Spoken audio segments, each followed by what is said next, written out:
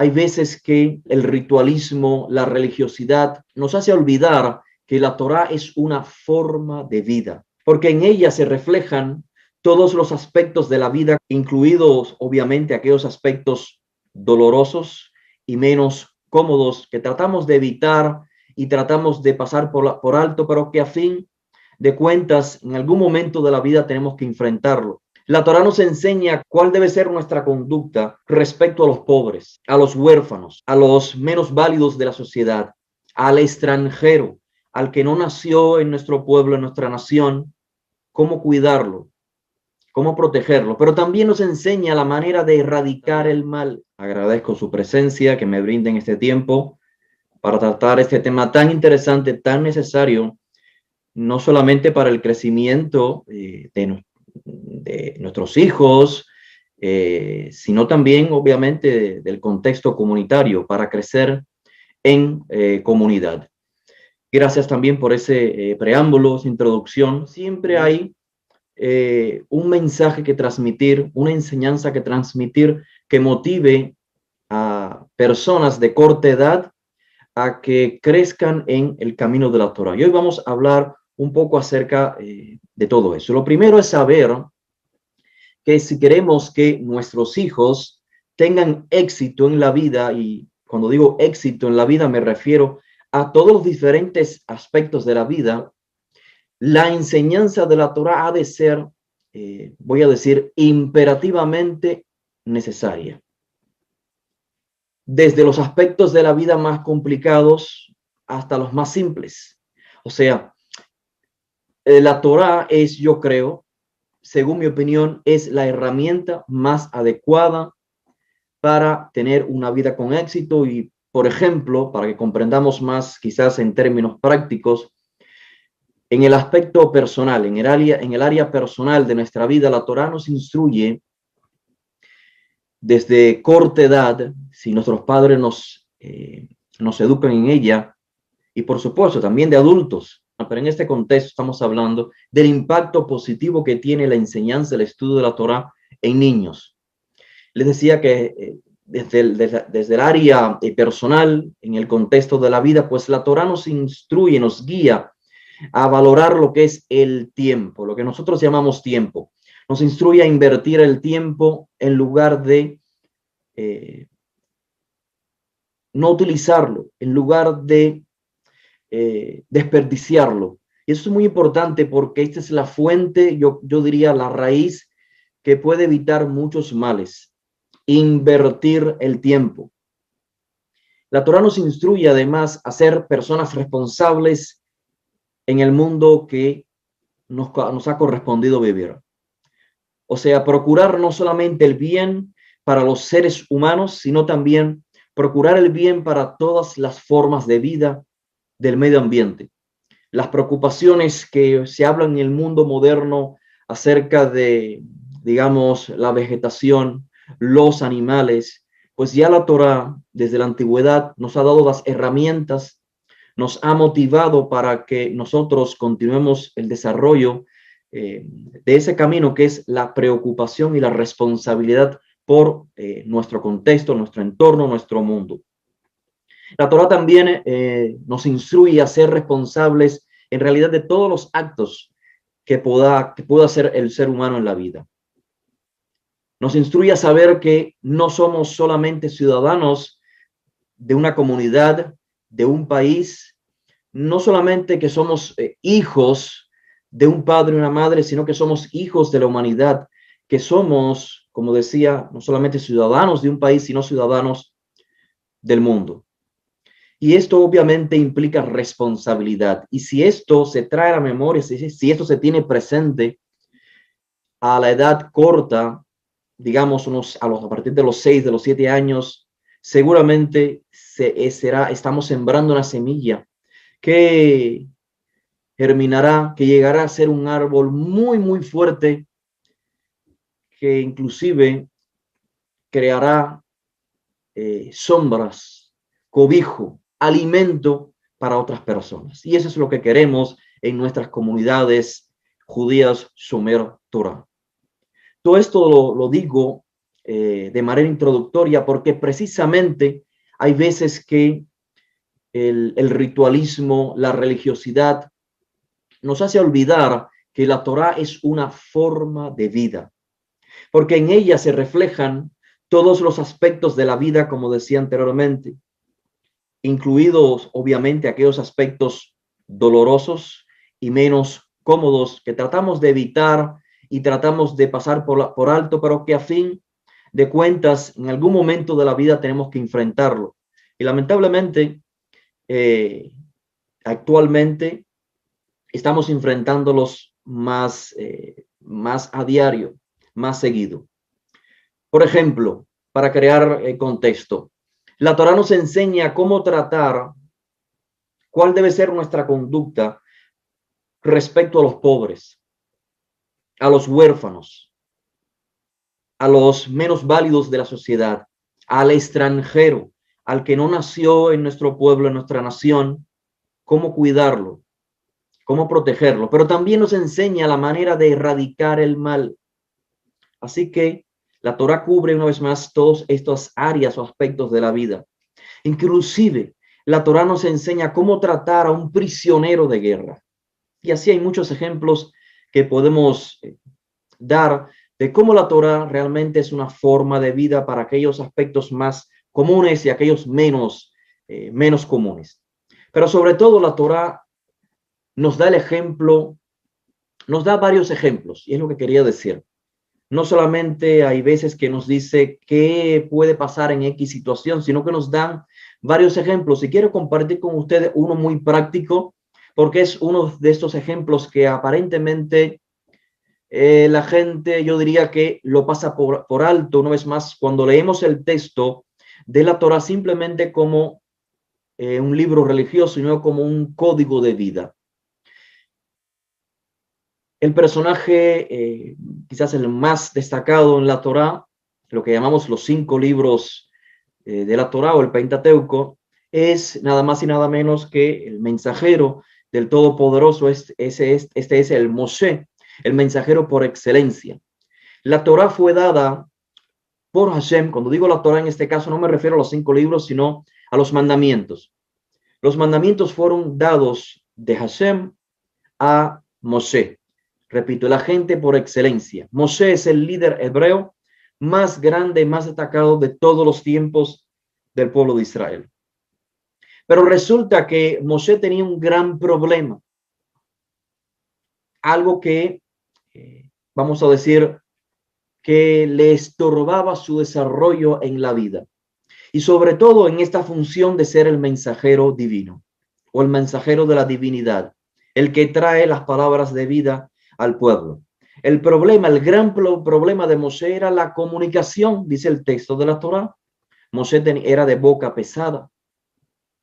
Así que imagínate, qué terrible sería liderar cuando uno se siente incómodo precisamente en esta área, en esta herramienta que es la más importante para un líder. Las palabras, ser elocuente, poder transmitir. Moshe entonces, como cualquier ser humano, cuestiona su capacidad para ejercer esta función, este legado, esta instrucción divina. Pero Hashem ayuda a Moshe de una manera muy práctica para los seres humanos. La respuesta de Hashem para Moshe para solucionar esta incapacidad es: Aarón es tu hermano. En otras palabras, el hermano de Moshe sería el vocero de Moshe. Así pues, vemos de manera muy sencilla, muy práctica, cómo la Torá nos enseña que no solo parte de la vida es la discapacidad, tener un problema físico, un problema, digamos, de sentido, digamos, de contexto intelectual, inclusive. Todo esto es parte de la vida, pero lo importante es, el mensaje es que todo se puede remediar, que siempre hay formas para superar nuestras limitantes. Simplemente un ejemplo para que nuestra percepción del texto de la Torá se amplíe un poco más y podamos usarlo como un texto inspiracional para nuestros hijos. La Torá nos enseña a tener relaciones interpersonales saludables. Nos enseña a no ser antisociales. Y yo animaría a los que están presentes, estimados y estimadas, que han dedicado ese tiempo para el estudio, les animaría a que escuchasen una serie de charlas que llevan por título Rodfei Tzedek, Procuradores de la Justicia Social, una serie de enseñanzas que se encuentra disponible en naxtratim.com en la sección Estudia. Allí usted puede encontrar una serie de cursos totalmente gratis, y le animaría que, para comprender un poco más esto que estoy introduciendo, que escuchen, miren esa serie de charlas Rodfei Tzedek, promotores de justicia, porque allí elaboro un poco más al respecto de cómo la Torá puede, de hecho debe, no puede, debe ser vista desde este punto de vista que trata de estructurar a una nación bajo principios éticos y morales que garantizan la salud del ser humano en todos los aspectos de la vida. Claro, también el aspecto, digamos, físico. También la Torá menciona el aspecto de la salud. Nos enseña a cómo estar sanos, a cómo disfrutar de la vida. Y esto no significa que en la Torá pues encontremos la receta que hoy obviamente necesitamos cuando experimentamos ciertas enfermedades de la actualidad. Es decir, la Torá no tiene la receta para todo. La Torá tiene como esa receta, pero en esencia. Y luego es necesario que otras ciencias elaboren al respecto. Así que cuando hablamos de la importancia de la Torá, de los mandamientos, no estamos echando por la borda para nada otras ciencias como es la salud. Al contrario, estamos diciendo que la Torá impulsa, nos motiva a que elaboremos, profundicemos en otras ciencias, porque todas están afín con la Torá, en este caso en el ejemplo de la salud. La Torá nos enseña cómo estar saludables y nos da una dieta muy, muy buena para nuestra salud. ¿Con qué objetivo? Pues la Torá es el árbol de la vida. La Torá es Jiyud, la Torá es vitalidad. Así que si la Torá es vida, conjuntamente tiene que enseñarnos a cómo disfrutar la vida. Y una de las necesidades para poder, o sea, algo de lo que necesitamos para poder disfrutar de la vida es salud. Así que ustedes pueden ir ya percibiendo que la Torá no es simplemente un enfoque en el aspecto del culto, o el sacrificio, sino que también cubre todas estas otras áreas de la vida. Así que al vivir la Torá con sentido, con valor, con propósito, seguramente despertamos no solamente en los niños, sino en toda persona, en adultos, jóvenes, ancianos. Despertamos, yo creo, que una conciencia muy, muy elevada del por qué estamos en este mundo y cuál es nuestro objetivo. Y si esa semilla, como decía anteriormente, la vamos sembrando desde la corta edad, seguramente va a ser muy provechoso para la vida en todo el sentido. Porque la Torá, a fin de cuentas, si podemos resumir quizás el mayor alcance de la Torá en el ser humano, es conocerse a uno mismo. Si la Torá nos enseña a conocernos a nosotros mismos, nos enseña a percibir realidades que muchos otros lamentablemente no pueden ver porque viven una vida afanada, concentrada, yo creo que de manera desmedida en aquellas cosas que son fugaces, aquellas cosas que hoy están y que mañana no. Y que si nos enfocamos en ellas y nuestra vida gira alrededor de esas cosas fugaces, pues realmente también nosotros nos convertiremos en vidas fugaces. Y no queremos eso. Queremos que nuestra vida sirva de inspiración tras nuestra muerte, que hayamos dejado nuestro grano de arena o en este caso, nuestra semilla bien sembrada en nuestros hijos para que próximas generaciones también tengan acceso a la sabiduría que cada generación puede adquirir. Evidencia de lo importante que es el estudio de la Torá para el pueblo hebreo, lo podemos apreciar ya desde las tradiciones más ancestrales, más antiguas. El ejemplo que ponía de manera muy acertada nuestra apreciada Jacqueline es el libro de Mishlei Shlomo, las parábolas del rey Salomón, llamado Proverbios. Muchísimas secciones del libro de Proverbios hablan sobre lo importante de la educación y sobre todo a edad temprana. La más conocida pues es la que ha leído nuestra apreciada Jacqueline, instruye al niño en su carrera. Vamos a leerlo acá en Ivrit. Dice así el texto: Hanoch lanar al pidarko, instruye al niño, diría yo, en su edad corta. Gam ki yaskin lo yasur mimena. Es decir, comienza a educar al niño en sus primeros años de vida. Y verás que el resultado, porque todo en esta vida es causa y efecto, verás entonces que el efecto es que en su vejez no se apartará del camino. La enseñanza incumbe claramente a los padres, por eso el título de la charla: cómo los padres podemos enseñar a nuestros hijos Torah, qué técnicas utilizar. Y todo hebreo sabe que ya por obligación, porque es instrucción divina, diariamente estamos trayendo esto a nuestra memoria. Los padres somos los primeros, en primera instancia, los ordenados a instruir a nuestros hijos. No podemos, no tenemos excusa para no instruirlos, porque, repito, diariamente recitamos el Shema. Tenemos esta costumbre ancestral de recitar las palabras de Deuteronomio capítulo 6, donde el propio texto dice: escucha Israel. Y sobre esto meditamos todo el tiempo que sea posible. Shema Israel, escucha Israel, pon atención Israel, internaliza Israel, Adonai Elohenu. El Todopoderoso, Hashem Itbaraj, el Creador, es Elohenu. Elohenu significa nuestra autoridad, nuestra guía, nuestro líder. Y Él es Ehad. Y Él es único e inigualable. Sigue diciendo nuestra meditación diaria: Ve'ahavta et Adonai Eloheja.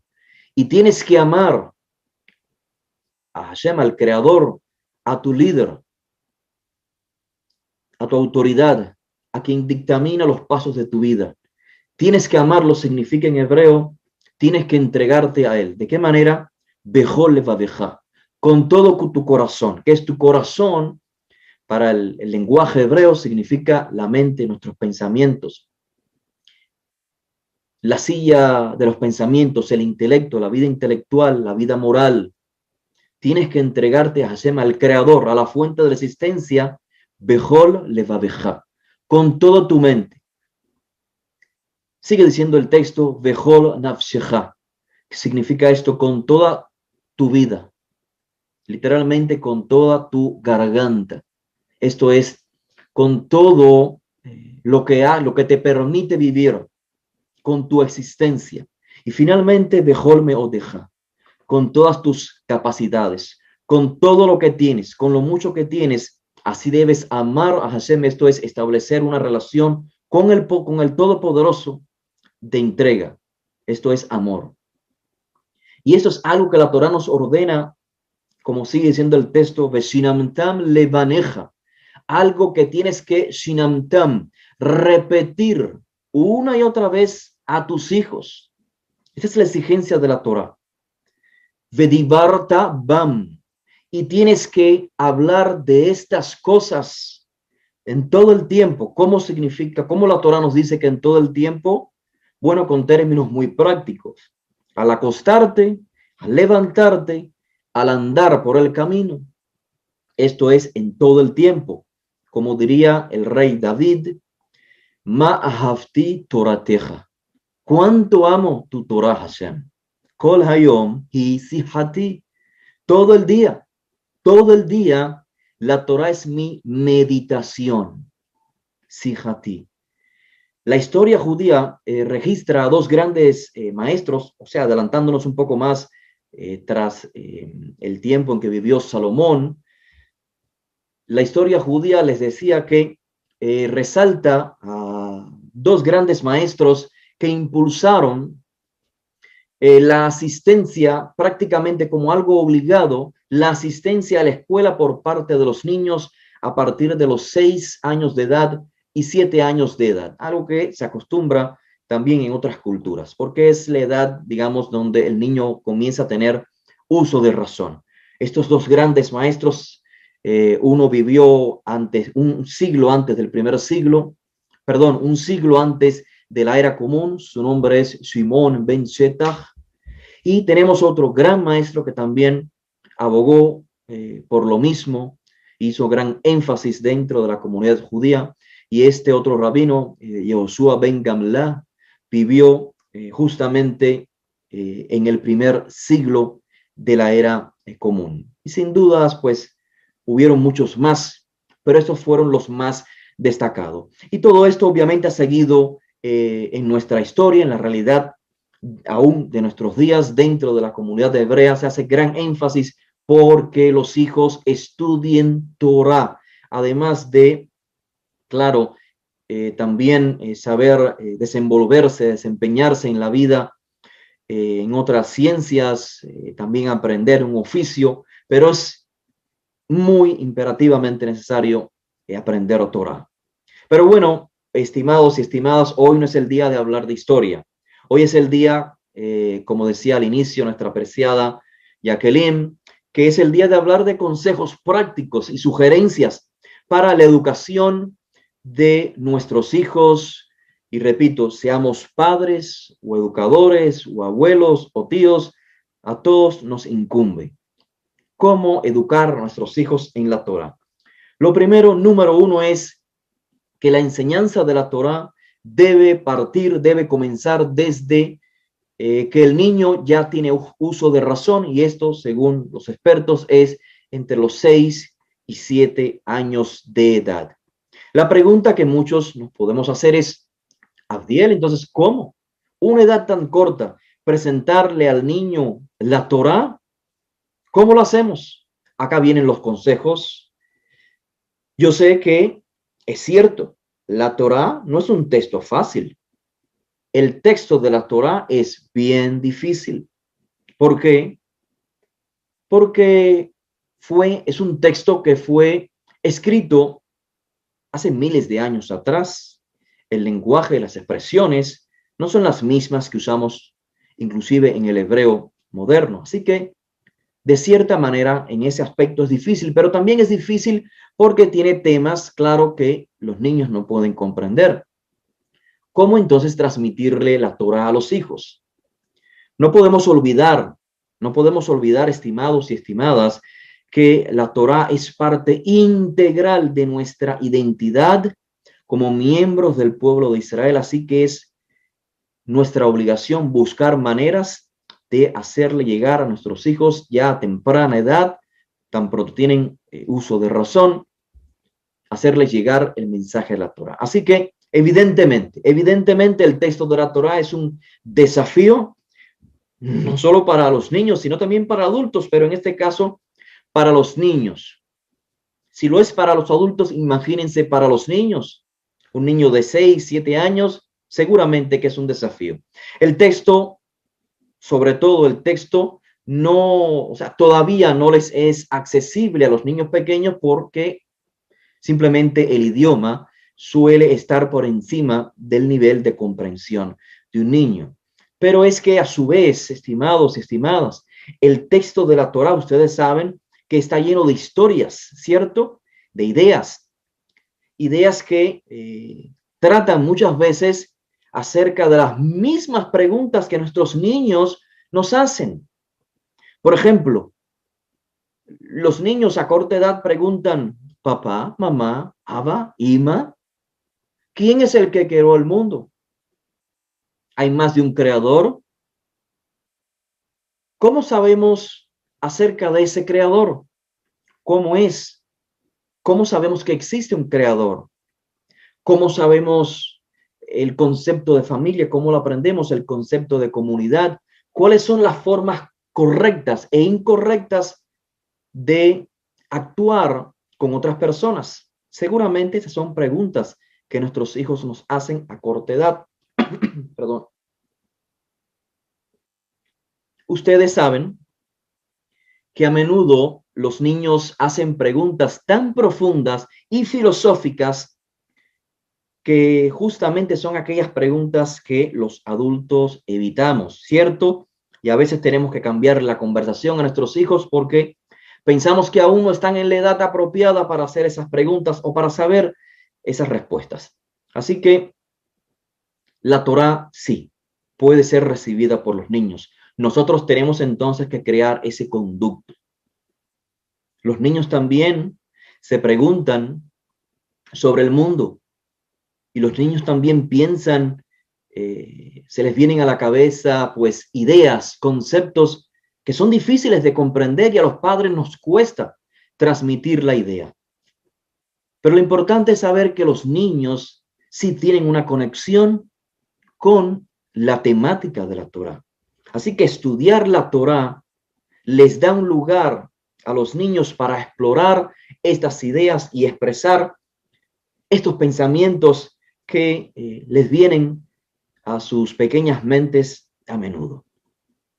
Y en la tradición judía, ustedes saben que el aprendizaje de la Torá no es solamente un acto individual, sino que también la comunidad forma parte del mismo y que el estudio de la Torá se hace en parejas de dos personas o inclusive en grupo también, ¿por qué no? De varias personas. Intercambiar.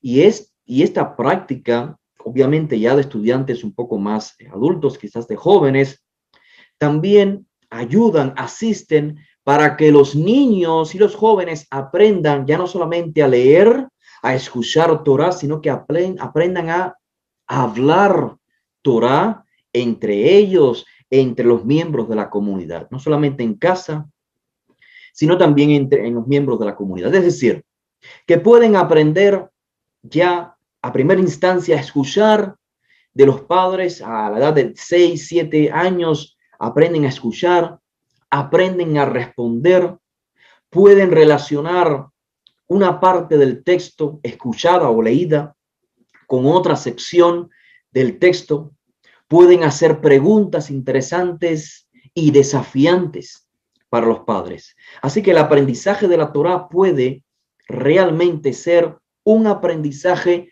de por vida. Nunca cesamos de aprender Torá, porque es fuente de vida. Y esto obviamente tenemos que hacer énfasis, que hay que comenzarlo a edades tempranas, cuando comienzan ya los niños a ir a la escuela. Vamos entonces a pasar a la sección de consejos más prácticos. La idea esencial de estos consejos va a girar sobre la siguiente base. Parashat HaShavua, una porción semanal de la Torá debe ser estudiada en casa. Los niños necesitan escuchar Parashat HaShavua. Parashat HaShavua significa esto, una porción, un párrafo, bueno, no un párrafo, una porción por semana.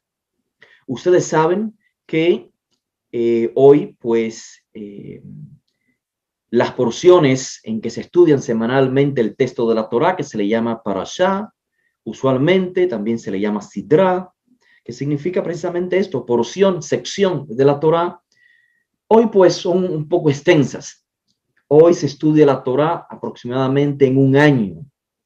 Se trata de ajustar las porciones para que en todo un año ya la persona, el niño, el joven, el adulto, el anciano, pues ya haya leído todo el texto de la Torá. Y por supuesto, Torá hay muchos desafíos de los cuales vamos a hablar a continuación, pero quería decirles, entre paréntesis, que en la antigüedad las porciones de la Torá o las parashiot eran mucho más breves, mucho más cortas en contenido, y esto permitía que se estudiara quizás o se aprendiera, yo creo, de manera mucho mejor. Pero bueno, hoy la mayoría de los centros comunitarios, la mayoría de las familias, hemos adoptado el ciclo anual de las parashiot, y esto es tan antiguo que inclusive en los manuscritos hallados llamados los rollos del Qumran, en las secciones de la Torah, lo que se le conoce como el Pentateuco, pues ya existían las secciones marcadas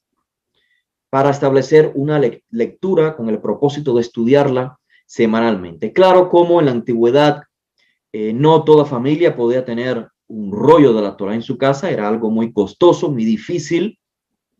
Lo usual era ir a la sinagoga, pero no solamente en el día de Shabbat para escuchar, no.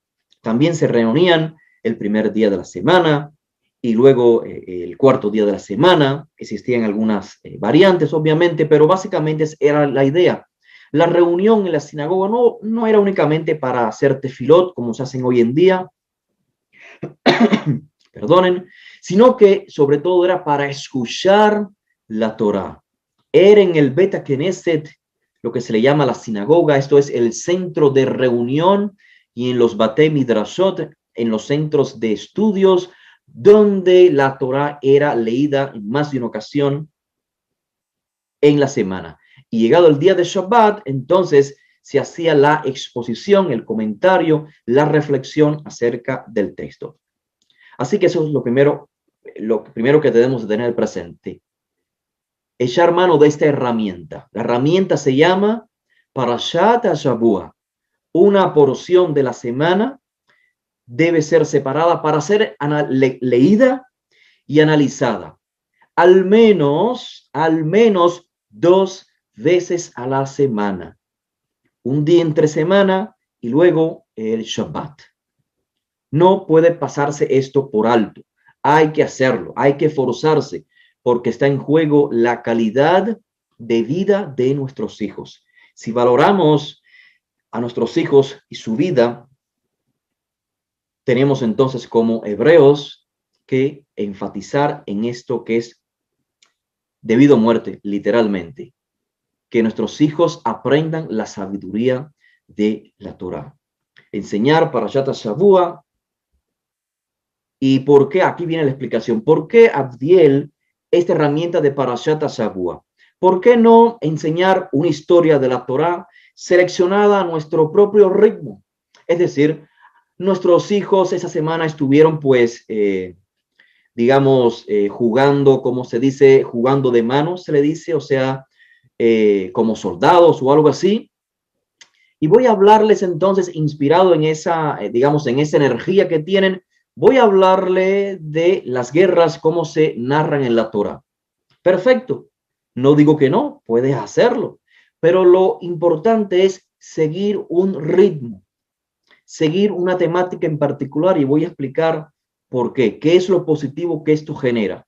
O sea, ¿por qué es necesario o importante seguir el ciclo de Parashiot, una lectura ya asignada, en lugar de seleccionar a nuestro propio ritmo secciones de la Torah? Repito, yo sé que traen muchos desafíos seguir un orden estricto, y voy a exponer los desafíos, pero también voy a exponer la manera de poder sobreponernos a esos desafíos y de hecho ver los aspectos positivos de estos desafíos, que es seguir un ritmo de la Torá que ya está prefijado. No es posible que podamos enseñar en cada parashá, digamos, todo lo que querramos cubrir. Hay parashiot, por ejemplo, las primeras secciones de la Torá, de Bereshit, Noach, todas esas primeras secciones de la Torá son muy extensas en contenido. Por lo tanto, leer la parashá, leer la Torá, enseñar a nuestros hijos la Torá, que obviamente ellos no saben leer aún, pero enseñarla, leerles a ellos el texto y explicarlo, trae este primer desafío, que es tanta temática que no podemos cubrir todos los temas que trae la parashá. Y entonces viene acá, esa es, digamos, la parte difícil. Ese es, como decía, el desafío. Pero aquí viene lo positivo. Si no podemos hacerlo en 2 días, entonces vamos a extendernos un tercer día a la semana. ¿Ven? ¿De qué manera podemos canalizar lo difícil, el aspecto difícil y convertirlo en algo positivo? Hay parashiot muy cortas, pero hay parashiot extensas. Cuando estemos en parashiot extensas, entonces vamos a dedicarle 3 días a la semana. Parashiot cortas, 2 días a la semana. Habrán semanas en que tendremos que saltar secciones porque están llenas de historias maravillosas y el tiempo no nos alcanza. Habrán también, y ustedes lo habrán experimentado, habrán otras semanas en que tenemos que esforzarnos para poder encontrar algo en el texto que parezca relevante para la corta edad o la corta mente o capacidad de entender de nuestros pequeños. Inclusive de adultos, cuando exponemos comentarios en los centros de reunión, tenemos que esforzarnos para encontrar temas que sean de inspiración a la comunidad. Pero repito, esta forma de estudio genera muchas cosas positivas y vamos a ver muchos más ejemplos. Genera algo que es muy importante para la vida del niño en sentido general. Genera disciplina, ¿cierto? Y seguramente, seguro estoy que ustedes están de acuerdo conmigo. El estudio de la parashá prefijada genera disciplina. Lo que obtenemos de un plan de estudio basado en la Parashat Shavua es una continuidad, pero además en un sentido de comunidad. ¿Por qué? Porque los estudiantes o los niños en este caso aprenden el ciclo de un año y el niño gradualmente se vuelve parte de ese ciclo y mucho más cuando ya no es su primer año de estudios, sino que es su segundo o tercer año. Y es muy bonito esta costumbre de hacer para ellos camisetas que digan, por ejemplo, mi primer año de Torah. Y luego en su segundo año, pues añadir a esa camiseta o t-shirt, añadirle mi segundo año y así sucesivamente. Y esto va a hacer que el niño valore o le dé importancia inclusive y pueda mirar atrás y pueda ver el largo camino que lleva en el aprendizaje de la Torah. En otras palabras, se vuelve parte de él. Aprenden que la parashá de la semana o parashat Shavua en nuestra casa es la misma parashá que está leyendo esa misma semana toda la escuela, todos los niños que forman parte de la escuela, todas las sinagogas o la mayoría de ellas, inclusive el que esté fuera de la tierra de Israel, se siente parte de también lo que está pasando dentro de la tierra de Israel y en el mundo en general, en cada casa hebrea o en cada centro de reunión hebreo. Así que aprenden todos los niños y los jóvenes de las mismas historias, los mismos textos que son tan importantes para nosotros como pueblos que por ello lo leemos una y otra vez y les crea conciencia de que siempre hay un mensaje fresco, inspirador y provechoso para la vida presente. Es decir, repasamos cada año las mismas parashiot o porciones, año tras año, recordando, porque cuando vamos a estudiar en el segundo año, seguramente que recordaremos detalles que aprendimos en el pasado. Y por lo tanto decimos, ya aprendí esa sección, voy a buscar, voy a analizar un poco más este texto, estas imágenes, esas historias, para encontrar un nuevo significado.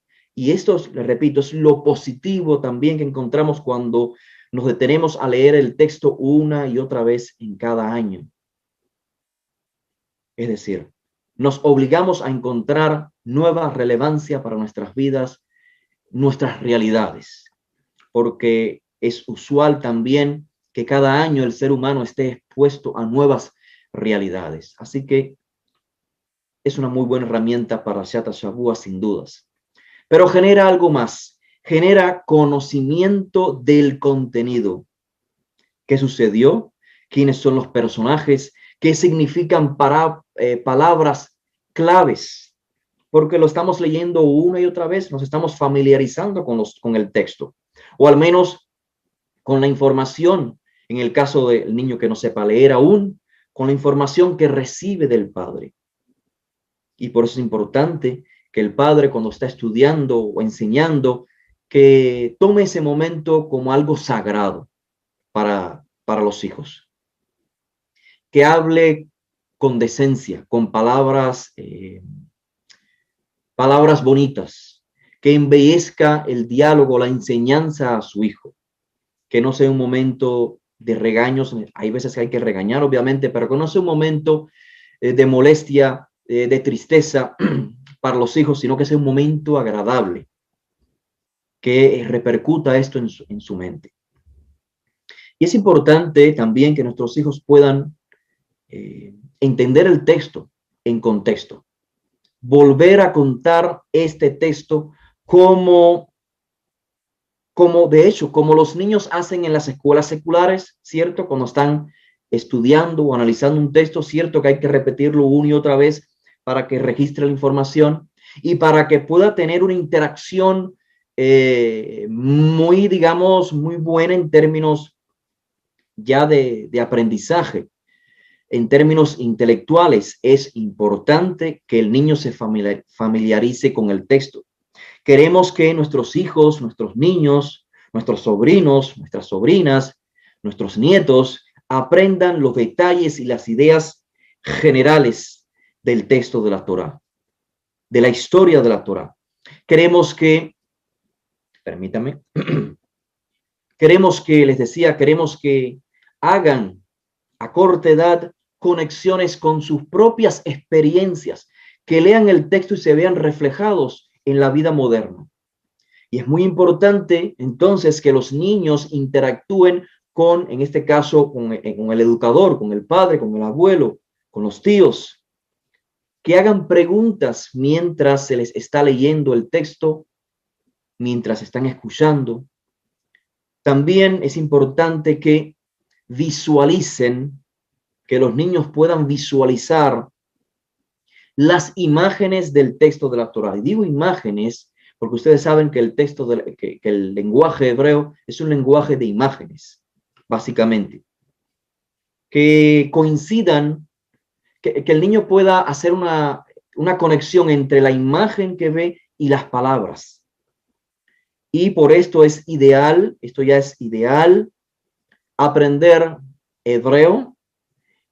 Yo sé que es un poco difícil, sobre todo cuando vivimos en la diáspora, pero al menos si no sabemos el idioma hebreo, sí es importante que aprendamos ciertas palabras claves de cada sección de la parashá, elegir 2, 3, 4 palabras, 5 palabras si es posible, en dependencia de la capacidad del niño. Elijamos ciertas palabras en hebreo y así vayamos creando un vocabulario en la mente del niño, un vocabulario hebreo, pero que el niño pueda asociar las palabras con una imagen. Ustedes saben, de esto hemos hablado ya en otras ocasiones acerca del lenguaje hebreo, que es un lenguaje concreto. Las palabras del lenguaje hebreo son concretas. Y esto es en contraste con los lenguajes abstractos, como lo es el griego, por poner un ejemplo en contraste con el hebreo. ¿Cuál es la diferencia del lenguaje concreto y el lenguaje abstracto? Para aquel que no lo comprenda. El lenguaje concreto es aquel cuyas palabras hacen referencia a conceptos tangibles, o sea, conceptos que en la realidad puedan experimentarse, que puedan ser captados por medio de nuestros sentidos. Por su parte, el lenguaje abstracto expresa los conceptos en ideas. ¿Qué significa expresar conceptos en ideas? Pues que el significado de una palabra, de un concepto, solamente puede ser entendido si se explica. Si se explica. Y voy a poner ejemplos a continuación para que comprendan esto de manera más clara. Es decir, puede haber una palabra en un lenguaje abstracto que puede ser interpretada, el concepto, la idea, o sea, la palabra que expresa un concepto abstracto en un lenguaje abstracto, solamente podrá ser comprendida por una explicación y además depende de quién sea el filósofo o de quién sea, de dónde provenga la sabiduría. En otras palabras, que alma puede significar algo según un filósofo y alma puede significar otra cosa totalmente diferente para otro filósofo.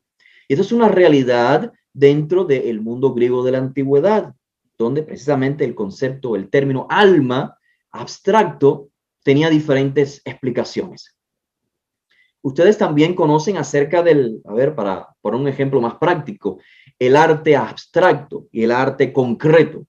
El arte concreto es aquel que usted ve y sabe lo que está viendo y lo comprende claramente.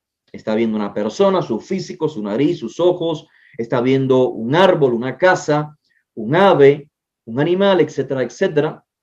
Abstracto, el arte abstracto se le llama aquel arte que solamente el pintor puede interpretarlo. Y como él solamente puede interpretarlo, pues claro, cuando el arte es visto por otra persona que no es el autor, el pintor, entonces este arte, este cuadro, será interpretado de una manera totalmente diferente a la idea que tuvo el pintor original del arte abstracto. Pues exactamente lo mismo pasa con los idiomas y es por eso lo importante de aprender, repito, si no sabes hebreo, al menos haz el esfuerzo por tu hijo, por tu hija y compártele, aprende tú unas 3, 4 palabras en hebreo y transmíteles esta enseñanza, estas palabras a tus hijos y vas a ver, como ya dije, el hebreo es un idioma concreto, pues que te va a ser muy fácil entonces poder comprender el significado. No necesitarás de un filósofo, porque no son ideas, una vez más, abstractas que requieren de explicación alguna. Verás que el texto de la Torá en su lenguaje es sencillo. Un ejemplo para captarlo. El Génesis. Vamos a ver en español, cuando leemos el libro de Bereshit o el Génesis en español, allí se explica la vida humana o la vida en sentido general con estos conceptos que ustedes conocen de el espíritu revoloteando, ¿cierto? Sobre la faz de las aguas. Se nos habla del alma, que el ser humano vino a ser un alma viviente. Y aunque yo sé que hay lenguajes muy antiguos como el latín, que sí, por ejemplo, spiritus, sí tiene de fondo una imagen, o sea, es un lenguaje en cierto aspecto concreto. Spiritus viene de viento, así como en el hebreo, ruach, que se traduce usualmente como espíritu, también significa literalmente viento, aire, movimiento. Pues lo que sucede es que en nuestros días ya se ha perdido esa conexión etimológica con los términos en español, aunque el español tenga influencia del latín y algunos términos obviamente también griegos y de otras lenguas, pero ya se ha perdido el significado. Cuando se habla de espíritu, es partiendo de una idea abstracta. ¿Qué significa espíritu? Bueno, pues depende del filósofo que te vaya a explicar. ¿Qué significa alma? Depende. Ya no tiene un solo significado. Ya son ideas abstractas que necesitan de expertos para que expliquen. Y cuando te expliquen, pues no podrás sentirte saciado y decir, acabo de comprender qué significa alma. No, porque hay otro filósofo que tiene otra explicación totalmente diferente. Así que cuando vamos al hebreo, en Génesis, repito, se nos habla de ruach, que dije significa aire, viento. Se nos habla se emplea la palabra nishmat hayim, que significa soplo de vida. Se emplea el vocablo neshama. ¿Qué significa neshama? Significa aliento, aliento de vida. También se le llama Nishmat Hayim, un aliento de vida, y también se le llama Ruach Hayim, porque tanto Ruach como Neshama significan esto, aire, aliento. Cuando se habla de alma, en el texto hebreo, ¿qué encontramos? El término hebreo Nefesh. ¿Qué significa Nefesh? Una vez más, un lenguaje concreto, nos transmite un concepto concreto, fácil de comprender con nuestros sentidos comunes. Nefesh significa literalmente garganta. En este contexto de la creación, un ser, cuando es llamado Nefesh, significa que es un ser, un Nefesh Hayah, un ser vivo, un ser viviente. Esto quiere decir que el texto hebreo de la Torá nos está mostrando a un ser que vive, que experimenta la vida a través de un sistema respiratorio. O sea, lo que pasa por la garganta, y además necesita consumir alimentos para mantenerse vivo. ¿Ven? Una explicación muy sencilla que hasta los niños pudiesen comprender si supiesen hebreo, pero claro, hay muchas personas que saben hebreo, pero no lo han estudiado en términos etimológicos y pueden hablar de Neshama como si fuese el alma del concepto platónico. El alma que siempre existió se le llama el alma no solamente inmortal, sino eterna.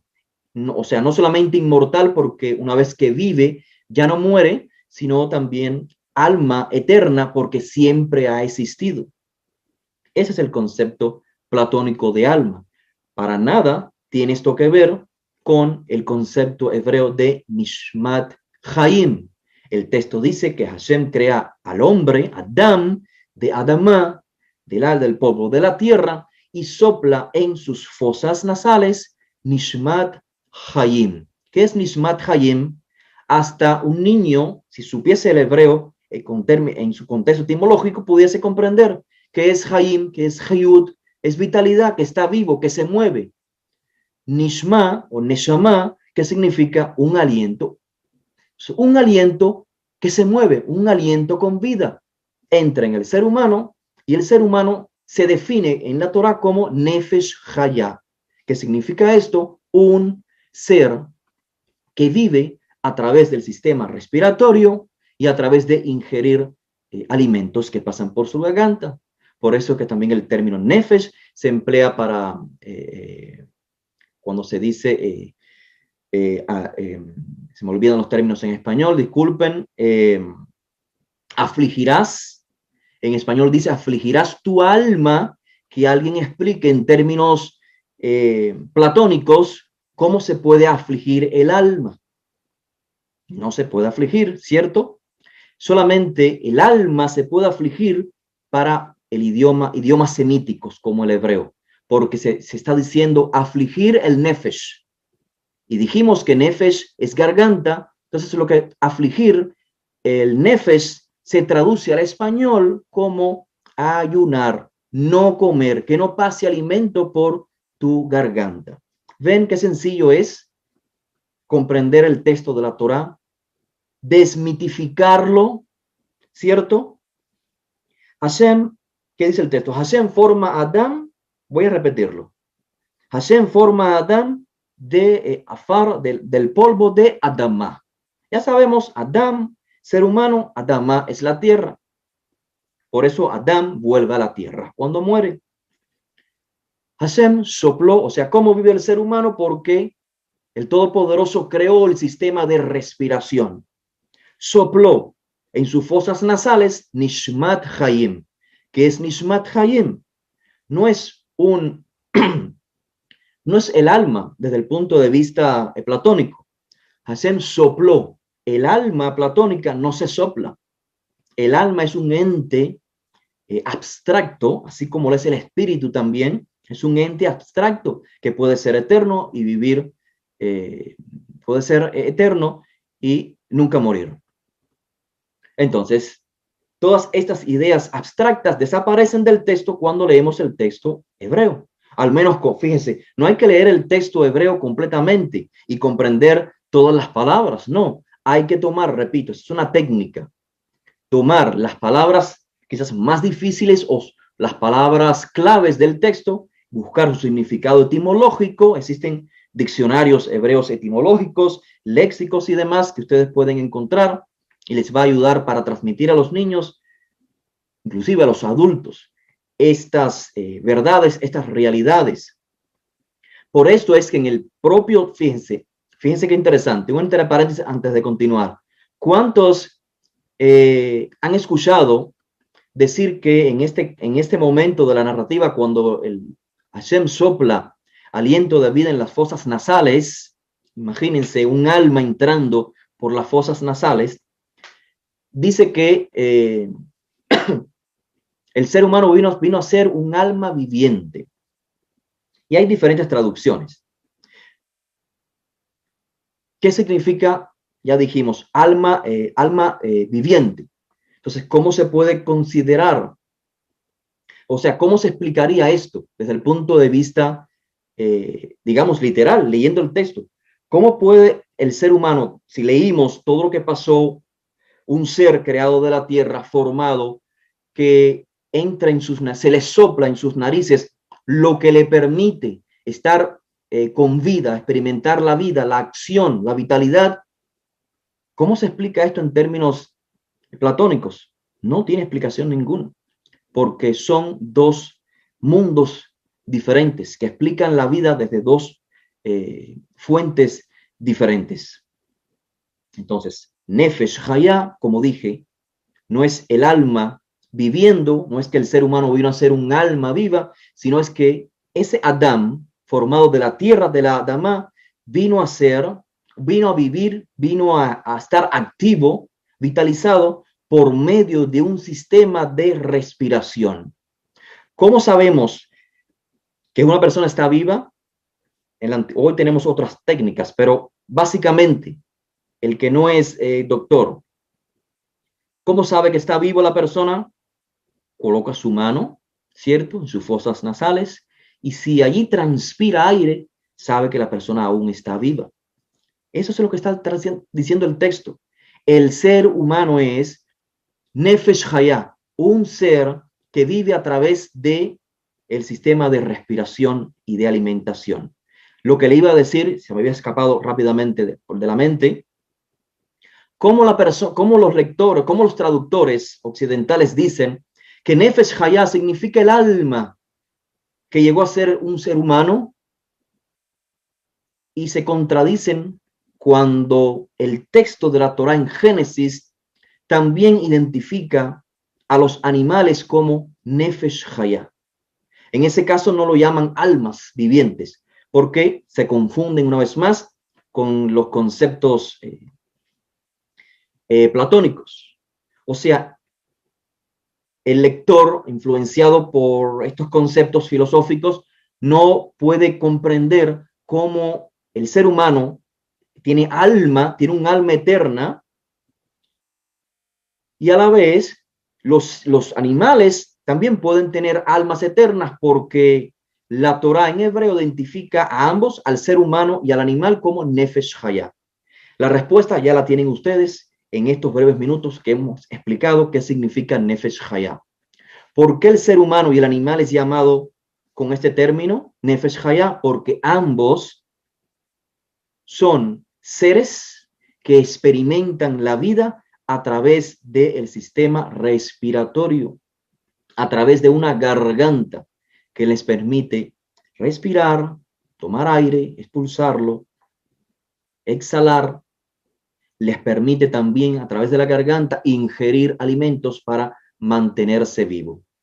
Y de esta manera, como dije anteriormente, se desmitifica, se clarifica el texto, y esas ideas de almas eternas que bajan al mundo y se encarnan desaparecen de la historia de la Torá. Y nuestros hijos ya a corta edad no tienen que estar siendo influenciados por conceptos que le estorbarán en su mente a la hora de profundizar cuando sean adultos en el texto de la Torá. Así que enseñar Parashat Shavua, esta herramienta, en lugar de enseñar historias de la Torá que nosotros mismos querramos seleccionar a nuestro propio ritmo o antojo, genera diferentes aspectos positivos, puntos positivos para el estudio. Y quería decirles que también genera identidad y conexión personal en el niño a su corta edad. Nosotros queremos, a través del estudio de la Torá, que los niños se conecten con este texto a un nivel muy personal. Es decir, que tomen estas historias de la Torá y las hagan suyas, que no se les olviden, que las puedan traer a memoria, así como cuando ocurre algo en la corta edad, a la escuela, y eso nos queda en nuestra mente por el resto de nuestra vida, y esa experiencia la usamos para no repetir errores, o sea, para prever malos pasos en la vida y demás, pues cuánto más con el texto sagrado de la Torá, que es la sabiduría por excelencia de Israel, es el libro por excelencia de Israel. Así que queremos que los niños, a través de la herramienta de Parashat Shavua, tomen estas historias y las hagan suyas, que vean las historias de los hijos de Israel como nuestra historia, la historia de nuestra familia, la historia de nuestra tierra. Entonces, que se conecten con esta realidad, que se conecten con la gran comunidad hebrea y sobre todo con la tierra de Israel. Sepan que son parte de algo muy grande. No solamente tu vida es mamá y papá, también tu vida es parte de un todo muy grande que se llama Israel y que consecuentemente este texto fue elaborado y los mandamientos allí fueron entregados divinamente para que tú seas un proyector de luz al resto de los pueblos. Así que imagínate la magna responsabilidad que cae sobre los padres impartir esta luz para decirle a nuestros hijos: hijo mío, tienes la responsabilidad de todo el mundo en tus hombros. Esta herramienta Parashat Shavua también genera lecciones para la vida. Queremos que nuestros hijos establezcan conexiones entre la Torá y sus propias vidas. Creo que lo mencioné anteriormente. Queremos que utilicen los personajes llamados bíblicos o tanágicos como modelos de valores. Y claramente que sepan también divisar, criticar la mala conducta de un personaje, digamos, de un héroe de la Torá. Queremos que aprendan de la hospitalidad de Abraham Avinu. Queremos que aprendan las niñas de la bondad de Rivka para con los animales, al darle agua a los camellos, aunque el siervo de Abraham no le pidió que le diera agua. Queremos que nuestros hijos sean altruistas, que vean la Torá como una fuente de reglas que todavía, pese a los 1000 años que han pasado desde que el texto fue escrito, que todavía seguimos practicando esos principios morales eternos, trascendentales, desde el Shabbat, desde el cese de las labores en un día de la semana, y explicarles las razones del por qué. No es porque Dios ordenó y nada más. Ese es un nivel de comprensión. Pero hay un nivel de comprensión más profundo, y es el que nos explica la razón del por qué. El beneficio del Shabbat. Lo importante del Shabbat en la vida del ser humano en sentido general. Los seres humanos todos se nos fue legado el Shabbat. Israelitas y no israelitas. A los israelitas se le legó ciertas particularidades de cómo santificar el Shabbat. Pero el Shabbat es de la humanidad. Desde la creación, según la sabiduría de Israel, según la Torá, el Shabbat fue entregado para toda la humanidad. Y desde la observancia del Shabbat hasta las leyes del Kashrut, hasta la dieta bíblica, la seguimos practicando en nuestros días, Y esto nos hace un pueblo especial, nos hace gente especial, con un legado especial y con un compromiso muy especial. Pero también la Torá genera un sentimiento de amor, un deseo de entrega, de procurar el bien. Porque a través de la Parashat Shavua, a través del estudio, a través de la lectura que hacemos a nuestros hijos que aún no saben leer, queremos que ellos desarrollen este amor, esta conexión respecto a la Torá. En un contexto más amplio de ya lo que es el aspecto comunitario, queremos que sea parte de la familia, que no vean la Torá como aquel rollo antiguo que está detrás de un closet que lo sacan en el día de Shabbat y lo leen unos viejitos. No. Es importante porque eso refleja lo antiguo de la tradición, pero hay que traer la Torá a la casa. Hoy, Baruch Hashem, tenemos la posibilidad de la impresión de libros y no son costosos. Podemos tener diferentes libros con comentarios de diferentes maestros que nos ayudarán a exponer la Torá en casa a nuestros hijos, para que la Torá no sea simplemente el rollo de la sinagoga, ese libro viejito que leen los rabinos en la sinagoga. No, que la Torá es un código de vida, que la Torá es lo que papá y mamá viven. Por lo tanto, es tu legado. Y es lo que queremos cuando estudiamos la Torá, es lo que queremos transmitir a nuestros hijos cuando estudiamos la Torá en casa. Que se acerquen al texto con un sentido de Kedushá. Kedushá significa, sí, santidad, pero entendamos esto en términos modernos, especialidad. Que sea un momento especial y por esto acompañamos la lectura de la Torá con ciertas berajot, con ciertas bendiciones, inclusive con tefilot, con plegarias, con lecturas que nos hacen reflexionar sobre la importancia de la Torá, porque estamos creando el contexto, como dije anteriormente, para que nuestros niños valoren lo especial, la Kedushá de la Torá. La Torá es Kadosh, la Torá es Kedushá, tiene su propia Kedushá, pero tenemos nosotros que crear el contexto de Kedushá, y es lo que se llama en hebreo Kedushat Makom y Kedushat Seman. Tenemos que, la Torá no se estudia, por ejemplo, en los baños. La Torá no se lee en el baño. Tenemos que tener un lugar especial donde la mesa, por ejemplo, la mesa de Shabbat, bien puede ser usada para el estudio de la Torá. Aquel que tenga más facilidades o espacios en la casa puede dedicar un espacio sagrado para el estudio de la Torá para los hijos. Y así los hijos ya tienen la idea de Kedushat Makom, de un lugar especial en casa. Y obviamente Kedushat Zman, que también comprendan que el momento de estudiar la Torá no es el momento de las bromas, no es el momento de bromas de mal gusto, quiero decir. No es el momento para ponerse bravo, es el momento de crear hermandad, de crear unión. Así que tanto énfasis hay que hacer por la lectura del texto como por crear el contexto físico donde vamos a estar y también por separar el tiempo apropiado.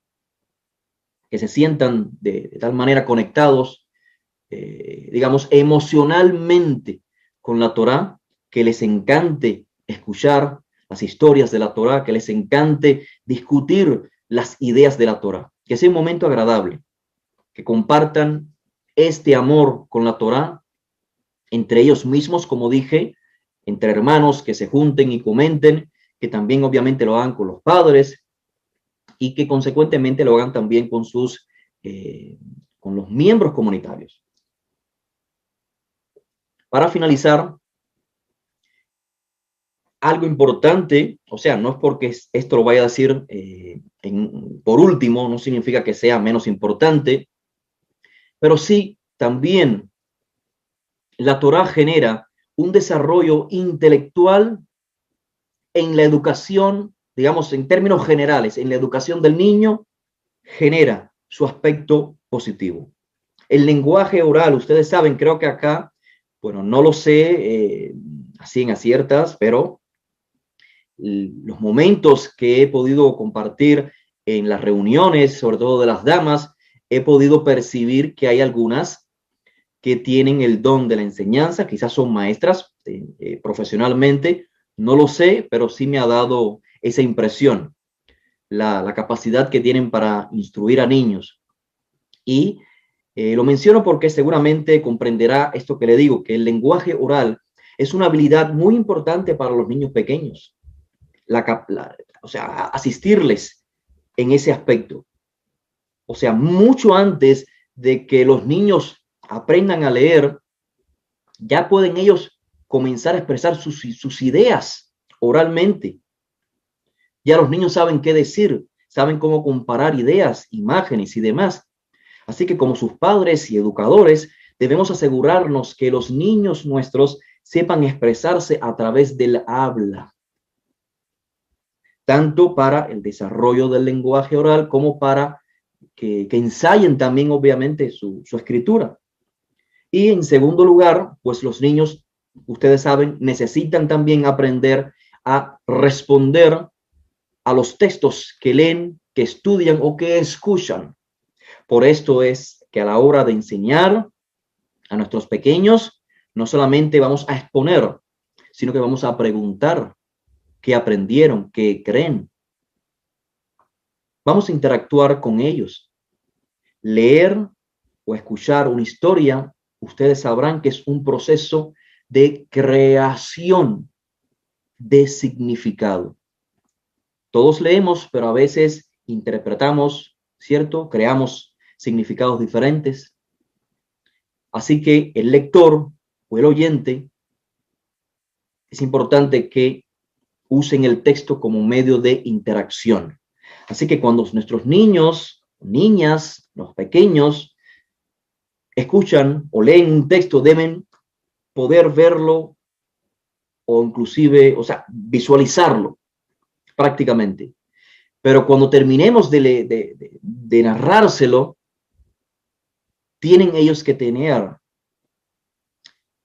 la capacidad también, o tenemos que despertar en ellos esa capacidad de que ellos cuenten, narren lo que acaban de escuchar, cuáles fueron sus ideas, o sea, que respondan a las partes que más les gustaron, que puedan establecer una conexión personal con el texto y decir algo así como le sucedió a Yosef, me pasó a mí, que puedan verse reflejados. Y esto lo hace, una vez más, lo crea la interacción. O sea, deben de poner énfasis, o sea, los educadores, los padres, poner énfasis en que los niños hagan preguntas después de haberle leído el texto o si ellos mismos lo leyeron, que hagan sus preguntas, que charlen respecto respecto a lo que leyeron. Estas son herramientas útiles para darle el sentido al texto, para que encontrar por ellos mismos el sentido al texto. Cuando permitimos que los niños compartan sus ideas sobre temas importantes, temas que le llaman la atención, como los que encuentran a lo largo de las historias de la Torá, porque ustedes han de saber que la Torá prácticamente es una historia, no desde el punto de vista actual, como se le llama en un libro histórico, pero sí recopilan muchos eventos, muchas narrativas. Así que vale la pena que los niños se animen a comentar para que los adultos, los educadores, podamos escucharlos. Y sin duda alguna, eso va a ser de mucho beneficio en su crecimiento intelectual. Por último, y tampoco menos importante, hablar, escuchar, leer, escribir, son habilidades de alfabetización. Son muy importantes para los niños a corta edad. Enseñarles que existen y que se deben utilizar para que su vida en el proceso del crecimiento sea mucho más ligera, con las dificultades, y que puedan desarrollarse en la vida a través de esta capacidad que es el habla. Sé que no a todos les gusta hablar, hay personas introvertidas, pero es muy positivo asistir a nuestros niños a que puedan hablar, puedan expresar lo que sienten tras la lectura de un texto. Si los niños practican cómo responder a las historias en el contexto de la Torá, sin duda alguna, estimado y estimada, esto mejorará su capacidad para comprender otros libros, historias, novelas, aventuras, la Torá sobre todo. Así que no es un tiempo perdido. Estudiar, hay quien dice, bueno, es que estudiar la Torá es un libro muy antiguo, mejor se lo explico yo. El que practique la lectura o ella que la practique con libros de aventura. No es mi recomendación. No estoy diciendo que otros libros no se puedan leer, obviamente. Lo que estoy diciendo es que leer la Torá no es una pérdida de tiempo. Un plan de estudios como Parashat Shavua, un plan de estudio de Torá no le resta, no le quita tiempo a otras áreas. De hecho, lo mejora. Para concluir, estimados y estimadas, vamos a resumir rápidamente los puntos positivos que dijimos que genera esta herramienta de Parashat Shavua. Vamos a leerlo todos juntos. Bueno, quiero decir, voy a compartirlos todos acá, lo tengo en pantalla. Genera disciplina, la herramienta de Parashat Shavua, estudiar la Torá sistemáticamente, reunirse 2 o 3 veces a la semana para estudiar Parashat Shavua, genera, dijimos, disciplina. En segundo lugar, genera conocimiento del contenido por lo seguido que lo va a hacer año tras año. Luego genera identidad y conexión personal. Genera lecciones para la vida. Genera amor por la Torá. Y finalmente, lo que dijimos, genera un desarrollo intelectual en la educación para el niño en sentido general. Perdón, se me ha ido la pantalla. Acá está la pantalla. No les veía y pensé que me había desconectado. Pues con estas palabras finalizo. Espero hayan encontrado herramientas, consejos prácticos, útiles para el crecimiento, para el desarrollo. No solamente, repito, no solamente para nuestros hijos, sino también en un aspecto comunitario. Los maestros comunitarios, las maestras comunitarias también pueden emplear estas técnicas de aprendizaje en un contexto comunitario. Si hubiera alguna pregunta, pues este es el momento de hacerla. Un saludo sincero a todos los que están presentes. No los menciono por nombres porque son muchos, pero sí un saludo sincero a todos. Estoy viendo sus nombres en el chat. Gracias por el tiempo que me han prestado.